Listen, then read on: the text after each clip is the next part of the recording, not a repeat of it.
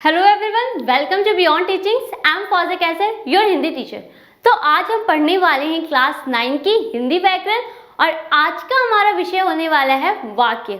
अब वाक्य जो है आप आगे चल के 10th में भी पढ़ोगे, लेकिन अभी जो हमें 9th में पढ़ना है वो क्या है, वो वाक्य हम पढ़ेंगे अर्थ के आधार पे। ठीक है, तो हम सबसे पहले इसमें देखेंगे अर्थ के आधार पर वाक्य के कितने भेद होते हैं। तो चलिए सबसे पहले हम देख लेते हैं कि इस विषय में हमें क्या क्या पढ़ना है। तो जैसे दिया हुआ सबसे पहले हमें तो यही पढ़ना होगा कि वाक्य किसे कहते हैं। तो वाक्य जो होता है वो किसे कहते हैं, वो क्या है, तो सबसे पहले हम वो जानेंगे। उसके बाद होगा हमारा अर्थ के आधार पर वाक्य के कितने भेद होते हैं। तो कितने भेद होते हैं, इसके 8 भेद होते हैं। ठीक है, अर्थ के आधार पर कौन कौन से। पहला होगा हमारा विधानवाचक वाक्य, दूसरा है हमारा प्रश्नवाचक वाक्य, फिर है आज्ञावाचक वाक्य, फिर है संदेहवाचक वाक्य, नकारात्मक वाक्य और इच्छावाचक वाक्य, और उसके बाद है हमारा विस्मयवाचक वाक्य, उसके बाद है हमारा संकेतवाचक वाक्य। तो ये सारे कितने अर्थ के आधार पर वाक्यों को 8 भागों में बांटा गया है। ठीक है, वो क्या क्या है, वो ये सारे हैं। अब हम इसके बाद ये भी पढ़ेंगे कि विधानवाचक जो वाक्य है वो किसे कहते हैं।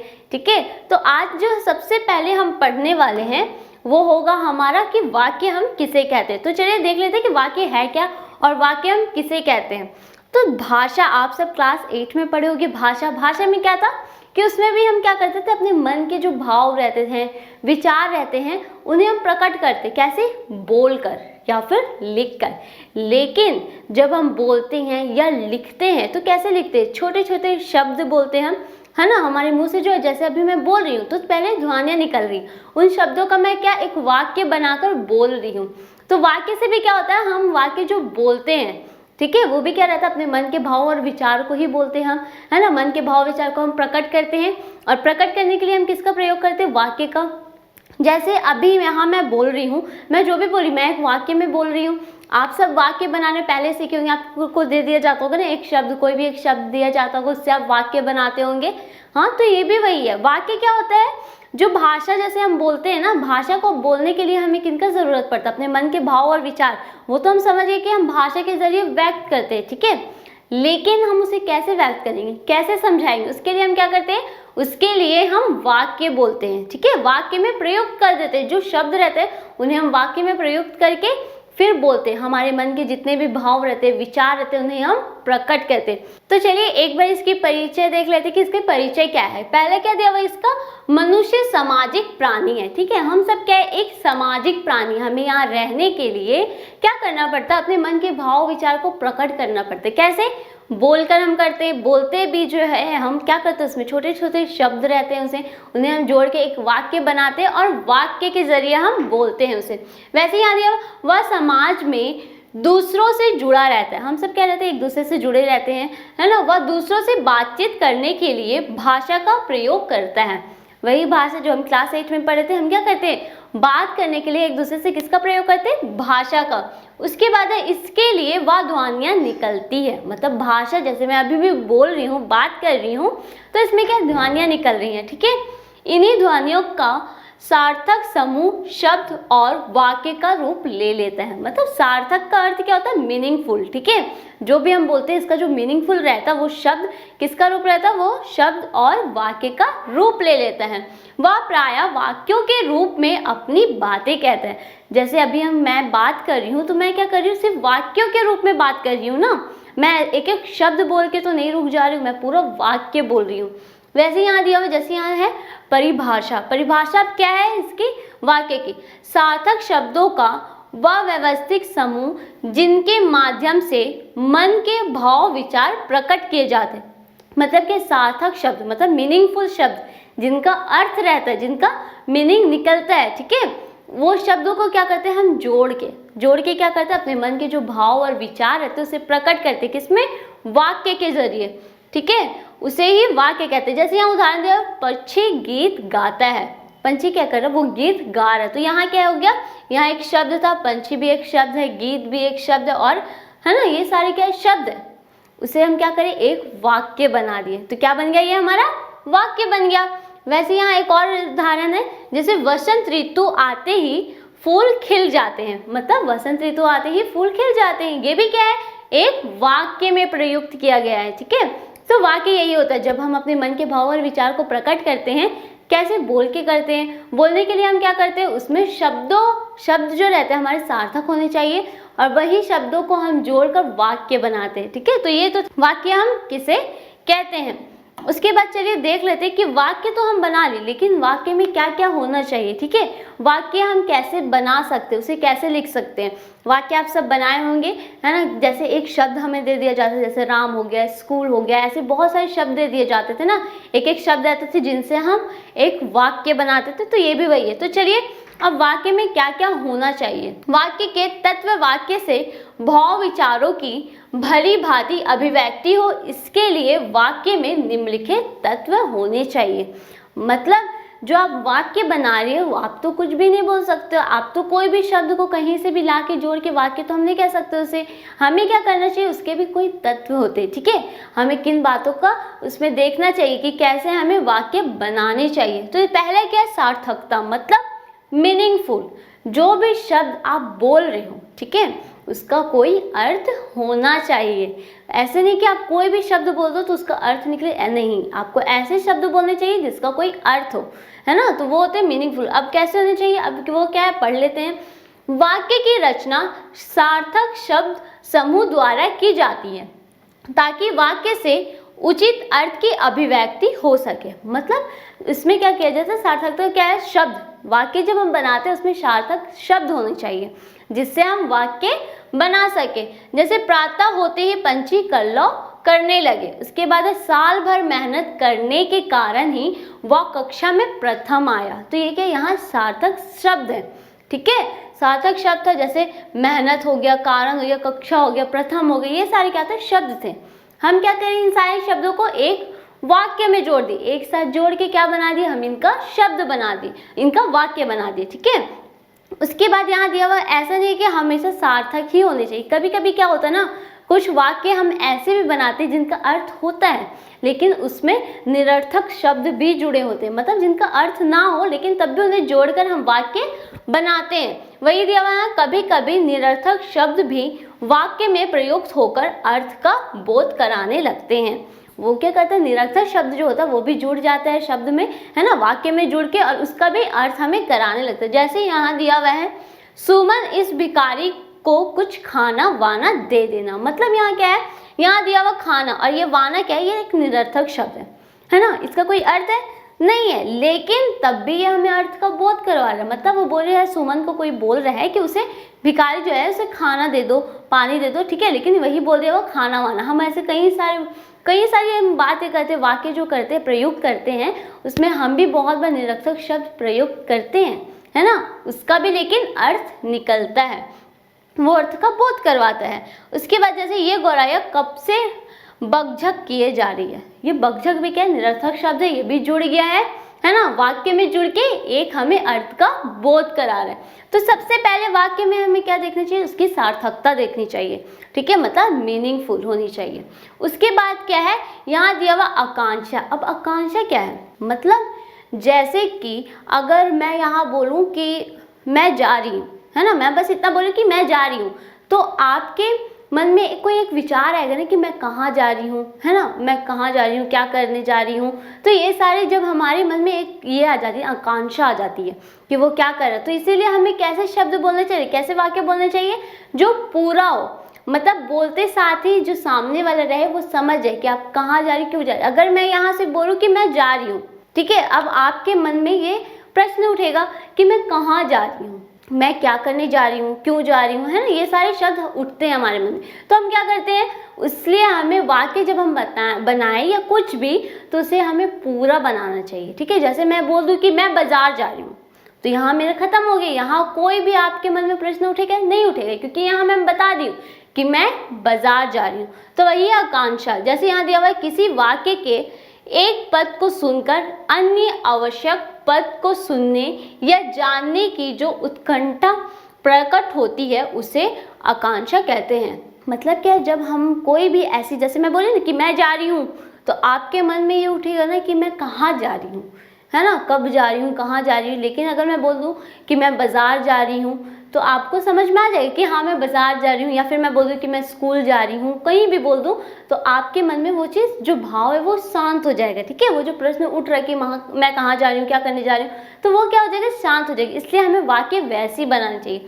जैसे यहाँ दिया हुआ यह वाक्य सुनते ही हमारे मन में, जैसे यहाँ दिया हुआ जैसे मैदान में खेल रहे हैं, है ना, मैदान में खेल रहे हैं, लेकिन क्या खेल रहे हैं, है ना, क्या खेल रहे हैं, कौन खेल रहा है, तो यहाँ क्या हो रहा है, हमारे मन में उठ रही है।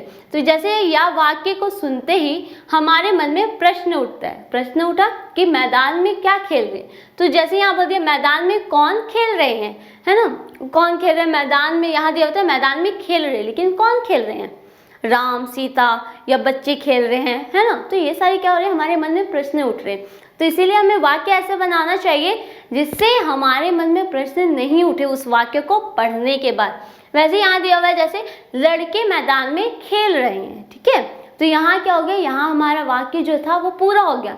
हमारे मन में अब प्रश्न उठेगा नहीं उठेगा, क्योंकि हमें पता चल गया कि मैदान में कौन खेल रहा है, कौन खेल रहा है, वहाँ लड़के खेल रहे हैं। वैसे यहाँ लड़के शब्द जोड़ देने से वाक्य पूरा हो गया। लड़के जब हम शब्द जोड़ दिए तो वाक्य क्या हुआ, हमारा पूरा हो गया, है ना। इससे पहले वाक्य को लड़के शब्द की आकांक्षा थी, जिससे जुड़ते ही यह आकांक्षा समाप्त हो गई। मतलब पहले क्या था, यहाँ मैदान में खेल रहे जब था तो वहाँ हमारे मन में प्रश्न उठा कि कौन खेल रहा है ना। तो वहाँ जब मैं बोल दूँ कि लड़के मैदान में खेल रहे हैं तो क्या हो गया, हमारे मन की जो आकांक्षा थी वो शांत हो गई। ठीक है, तो पहला तो था सार्थकता और दूसरा हो गया हमारा आकांक्षा। तो अब क्या है इसकी योग्यता, योग्यता क्या है इसकी, वाक्य में प्रयुक्त प्रत्येक शब्द पद प्रसंगानुसार अर्थ प्रदान करते हैं। मतलब जो भी शब्द का हम प्रयोग करते हैं वो हमें उसका अर्थ भी प्रदान करते हैं, उसे ही हम क्या कहते हैं, इसे ही हम योग्यता कहते हैं। जैसे यहाँ दिया हुआ है किसान कुदाल से खेत जोतता है ना। किसान क्या है, कुदाल से खेत जोतता है, लेकिन कुदाल से खेत जोता जाता है, नहीं जोता जाता। किससे जोता जाता है, हल से हम जोतते हैं ना, खेत किससे जोतते हैं, हल से। तो ये क्या होता है, इसकी योग्यता क्या होगी, जैसे यहाँ दिया हुआ है इस वाक्य में योग्यता का अभाव है क्योंकि कुदाल से खेत की जुताई नहीं की जाती। मतलब यहाँ योग्यता का अभाव है क्योंकि यहाँ तो, इसलिए यहाँ दिया हुआ कुदाल के स्थान पर हल का प्रयोग करने से वाक्य में वंचित योग्यता आ जाती है। पहले यहाँ योग्यता थी नहीं थी, लेकिन जब अगर हम कुदाल की जगह हल जोड़ देंगे, ठीक है, कुदाल हटा के अगर मैं कहूँ कि किसान हल से खेत जोतता है तो इसकी योग्यता आ जाएगी, है ना। वैसे ही तब वाक्य इस तरह हो जाएगा, जैसे यहाँ दिया हुआ है किसान हल से खेत जोतता है, तो इसमें क्या हो गई, इसकी योग्यता आ गई। वैसे इसके बाद है जैसे यहाँ निकटता, मतलब जब हम कोई भी वाक्य बोले उसे एक शब्द बोल के हमें रुकना नहीं चाहिए। वो वाक्य कहलाएगा, वो तो वाक्य नहीं कहलाएगा, वो फिर शब्द कहलाएगा। और फिर उसके बाद हमारे मन में प्रश्न भी उठेगा कि इससे क्या होगा, है ना। जैसे मैं सिर्फ कह दूं कि पेन, सिर्फ मैं कुछ नहीं करूँ, मैं पेन कह दूं, पेन कह के मैं रुक जाऊँ। अब ये भी हो सकता है या तो मैं पेन से लिख रही हूँ या फिर मुझे लाल कलम चाहिए, मैं तो ऐसा कुछ भी बोल सकती हूँ ना। लेकिन सिर्फ अगर जब मैं पेन बोल के रुक जाऊँ तो वो होगा नहीं होगा। इसीलिए वाक्य में क्या होनी चाहिए, निकटता होनी चाहिए। जैसे वाक्य के किसी शब्द को बोलते या लिखते समय अन्य शब्दों में परस्पर निकटता होना आवश्यक है। मतलब जब आप कोई शब्द लिख रहे हो, वाक्य बना रहे हो, कोई शब्द लिख रहे हो तो उसमें निकटता होने की आवश्यकता है। आप दूर दूर से नहीं लिख सकते हो, ठीक है। या तो एक पेज में ये दूसरे पेज में वैसे हम लिखते हैं, नहीं लिखते, वो क्या हो जाएगा, हमारा गलत हो जाएगा। जैसे यहाँ दिया हुआ है कि गाय, अब गाय बोल के हम रुक गए, ठीक है। उसके बाद में हम बोले घास, अब क्या है, गाय घास खा रही है, गाय क्या कर रही है, तो यहाँ क्या फिर रुक के फिर मैं कहूँ कि चर रही है, तो ये क्या हो गया, यहाँ वाक्य क्या था हमारा, ये जो शब्द था गाय और घास, ये क्या हो गया, इसमें निकटता दिखी, हमें नहीं दिखी। ये क्या है, बोल बोल के रुक गए हम, ठीक है। जैसे यहाँ दिया, यहाँ गाय शब्द बोलकर रुक जाने से मन में जिज्ञासा उठती है। जैसे मैं गाय बोल के सिर्फ रुक जाऊँ तो आपके मन में जिज्ञासा उठेगी कि गाय क्या कर रही है ना। तो जैसे यहाँ दिया हुआ है कि गाय दूध देती है या दुधारू पशु है या कुछ और। मतलब अब जब मैं गाय बोल के सिर्फ रुक जाऊँ तो गाय घास खा रही है, गाय पुआल खा रही है या फिर गाय दूध देती है, तो ये सारी क्या होगी, मैं रुक जाऊंगी तो आपके मन में एक जिज्ञासा उत्पन्न हो जाएगी ना कि आखिर मैं क्या बोलना चाह रही हूँ। वैसे दिया हुआ है इसी प्रकार घास कहने के बाद रुक जाने से जिज्ञासा प्रकट होती है। जैसे मैं यहाँ कर दूं कि गाय घास, गाय गई रुक गई, फिर घास गई फिर रुक गई, है ना। तो यहाँ इससे भी हमारे मन में क्या हो रही है, जिज्ञासा उत्पन्न हो रही है। हमें अर्थ के लिए अनुमान लगाना पड़ता है ना। इसमें क्या होता है, हमें अर्थ के बारे में अनुमान लगाना पड़ता है कि यहाँ क्या हो सकता है, हम सोचने लगते हैं कि क्या होगा, है ना। वैसे दिया हुआ जैसे अतः इस वाक्य को बिना रुके इस प्रकार लिखा या बोला जाना चाहिए, जैसे गाय घास चर रही है। इसलिए हमें क्या करना रहेगा, हमें सिर्फ एक शब्द कह के रुकना नहीं चाहिए। वाक्य जब हम बना रहे हैं उनमें निकटता होनी चाहिए, ठीक है। मतलब सामने सामने वो लिखे जाने चाहिए, एक साथ लिखे जाने, ठीक है। इसलिए उसमें जैसे यहाँ लिख दिया, हमारा जो वाक्य था ये पूरा हो गया, है ना। इसमें निकटता भी आ गई। अब उसके बाद क्या है हमारा पदक्रम। अब पदक्रम क्या होता है, वाक्यों में प्रयुक्त शब्दों को एक निश्चित क्रम में रखा जाता है ताकि वांछित अर्थ की अभिव्यक्ति हो।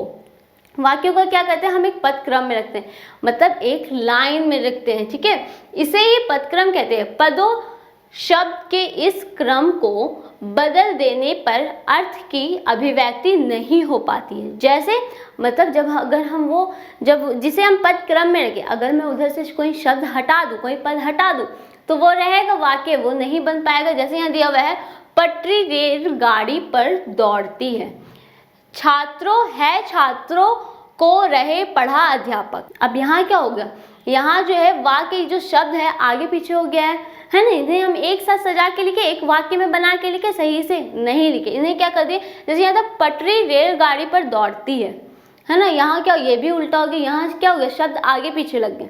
लेकिन अगर मैं इसे ये करूँ, जैसे यहाँ दिया हुआ पदक्रम की दृष्टि से यह वाक्य उचित नहीं। अब आप जब पढ़ोगे ये तो आपको भी ये सही से समझ में आ रहा नहीं आ रहा, क्यों, क्योंकि इसमें जो शब्द था उसका प्रयोग सही से नहीं किया गया।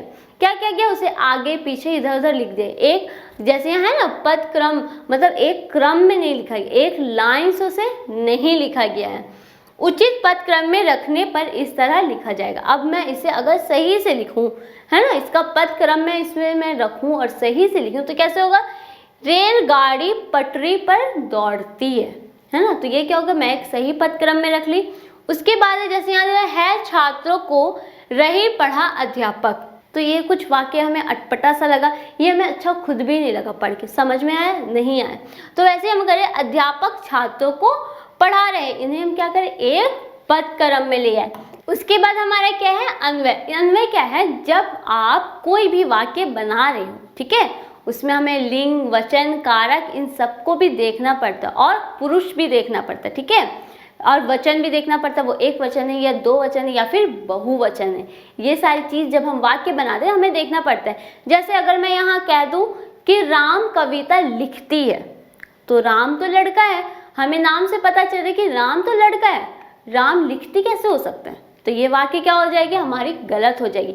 लेकिन अगर मैं उसका लिंग सही से रखूं, जैसे मैं कहूं कि राम चित्र बनाता है ना, या फिर राम कविता पढ़ता है, तो इसमें क्या होगा, उसका लिंग सही हो गया, है ना। लिंग हमें वो लड़का था इसीलिए हम उसमें कौन सा लगाए, उसमें लिंग लगा दिया, हम पुल्लिंग लगा दिए, ठीक है। तो वही होता है अन्वय। वाक्य अनेक शब्दों पदों का व्यवस्थित मेल होता है। वाक्य क्या होता है, वो अनेक शब्दों का मेल होता है, ठीक है। बहुत सारे शब्द रहते हैं जिन्हें हम जोड़कर एक वाक्य बनाते हैं, यही व्यवस्थित रूप अन्वय कहलाता है। उसे ही जब हम व्यवस्थित रूप में लिख देते हैं, उसका लिंग, वचन, पुरुष ये सब देखकर हम जब लिखते हैं, उसे ही हम क्या कहते हैं, अन्वय कहते हैं। वाक्य में प्रयुक्त पदों का लिंग, वचन, कारक, काल, पुरुष आदि के साथ यथोचित सामंजस्य होना चाहिए। मतलब जब हम कोई भी लिख रहे हैं, ठीक है, कोई वाक्य जब हम बना रहे हैं, तो उसके जो शब्द है उसमें हमें कारक, लिंग, वचन ये सारी चीज़ देखनी चाहिए। उसके बाद इसके अभाव में वाक्य न व्याकरणिक दृष्टि से सही होते हैं और न वांछित अर्थ की अभिव्यक्ति कर पाते हैं। अगर मैं जैसे मैं बोली ना अभी कि राम कविता लिखती है, तो ये व्याकरणिक रूप से भी सही नहीं और इसका अर्थ भी हमें सही से नहीं मिल पा रहा है। इसी जैसे यहाँ दिया हुआ धोबी कपड़े धोती है, धोबी कपड़े धोती है नहीं, धोबी कपड़े धोते हैं। वैसे दिया हुआ छात्राएं सुंदर चित्र बनाते हैं, तो ये क्या हो गया, छात्राएं बोल रहा मतलब लड़कियां हैं वहाँ, है ना। तो क्या हो जाएगा, छात्राएं सुंदर चित्र बनाती है। मजदूर ने सवेरे सवेरे काम पर जाते हैं। उसके क्या, मजदूर सवेरे सवेरे काम पर जाते हैं। तो ये क्या हो गया, ये था हमारा उचित अन्वय के साथ वाक्य लिखने। अब हम ये यहाँ क्या करें, इसमें लिंग, वचन, कारक, ये सारी चीज देखकर हम यहाँ इसे लिख दिए हैं। तो ये तो था, हम क्या पढ़े आज कि वाक्य किसे कहते हैं। वाक्य जब हम बनाते हैं तो उसमें निम्नलिखित तत्व होते, कितने थे, 6 थे। हम वो सारी चीजें पढ़ लिए। अब हम अपनी अगले आने वाली वीडियोस में पढ़ेंगे कि अर्थ की दृष्टि से वाक्यों को कितने भागों में बांटा गया है। तो आज का जो हमारा विषय था यही समाप्त होता है। अब हम अपने अगले आने वाले विषय में पढ़ेंगे क्या, कि अर्थ के आधार पर वाक्यों के कितने भेद होते हैं। Thanks for watching.